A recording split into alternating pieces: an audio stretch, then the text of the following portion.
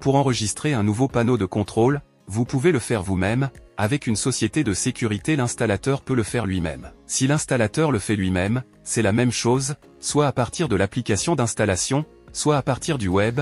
Il suffit de cliquer sur Ajouter un panneau et de configurer l'adresse MAC ici. En fait, voici quelques instructions avec des images détaillées sur la façon de faire le premier enregistrement. Pour Ethernet, il suffit d'ouvrir le couvercle, de connecter le câble réseau, de brancher l'alimentation et de copier le numéro de série. Lorsque le logo UPROX est vert, cela signifie qu'il s'est connecté au nuage. Il faut entrer l'adresse MAC et cliquer sur Ajouter. Si nous voulons l'ajouter via Wi-Fi, dans ce cas nous devrons nous connecter via Bluetooth, car nous n'aurons pas de connexion Internet. Ensuite, nous nous rendons simplement à l'application mobile qui nous guidera à travers les étapes ici. On se connecte via Bluetooth à la centrale qui la détecte automatiquement et à la fin on configure et on scanne le réseau Wi-Fi et on le connecte. Une fois que nous avons enregistré le panneau de contrôle, qui est très facile à enregistrer, nous pouvons accéder à n'importe lequel d'entre eux. Par exemple, je vais accéder à mon panneau de contrôle et nous allons voir les configurations étape par étape. Tout d'abord, nous devons configurer les paramètres du panneau de contrôle. Nous pouvons accéder à l'intérieur du panneau de contrôle et ici nous pouvons voir que nous avons un point d'interrogation avec chacune des options. Nous avons un point d'interrogation pour la configuration des groupes, la mise à jour du micro-logiciel et le témoin lumineux. À tous ces points, nous avons des questions et ce sont de petites descriptions de ce que cette configuration signifie. Si vous cliquez sur le point d'interrogation, vous obtiendrez un petit résumé. Ici, vous pouvez ajouter, supprimer ou renommer des groupes ou des zones. Donc si je vais ici, effectivement, je peux voir tous les domaines que j'ai, je peux les modifier, par exemple, je vais supprimer celui-ci ici. Ou je peux ajouter des zones, par exemple, mettons AREA20 Systema et il sera configuré et maintenant nous aurons AREA20 Systema.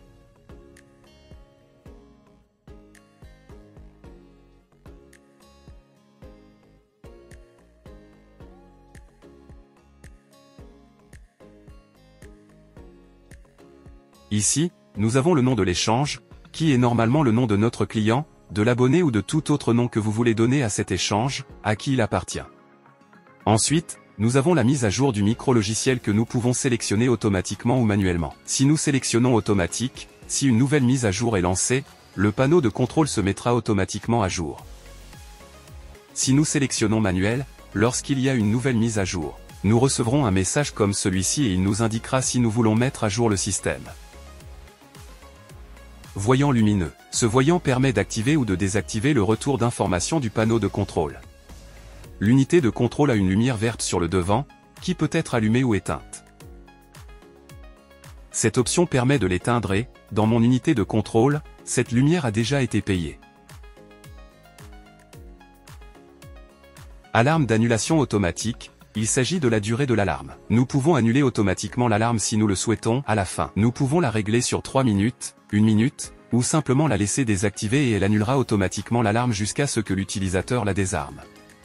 Ensuite, nous avons le réseau GSM, c'est ici que nous configurons l'APN de notre opérateur, le point d'accès.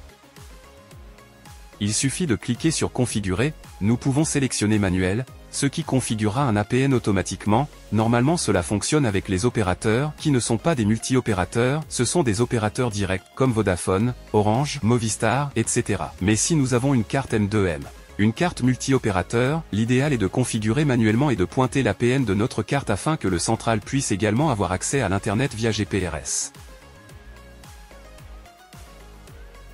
Ici nous pouvons mettre « J'ai confirmé la disponibilité d'un canal de communication alternatif ». Cela signifie que je confirme que, si l'Ethernet tombe en panne, je basculerai sur le GPRS.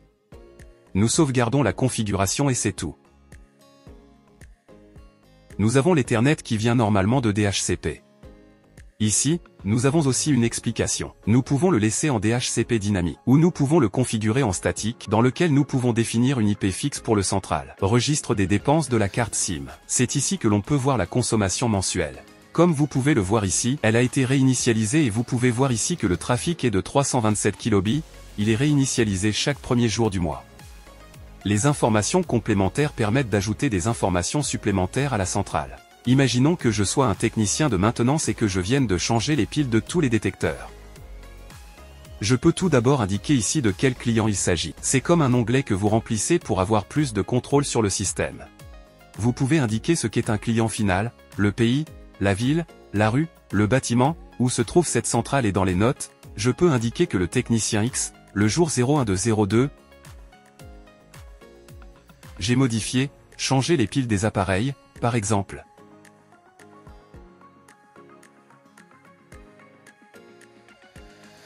N'importe quelle note, d'accord, en fin de compte. Ce sont des notes qui pourraient nous être utiles pour avoir un enregistrement que le prochain technicien qui vient peut lire et voir ce qui a été fait.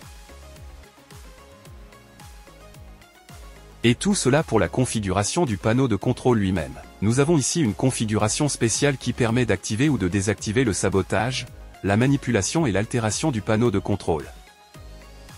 Comme vous pouvez le constater, pratiquement tout est déjà préconfiguré. Donc, ici, la chose normale à faire est simplement de définir l'APN et peu d'autres choses. Si l'on clique sur le bouton d'information, on accède directement au manuel, qui est en espagnol.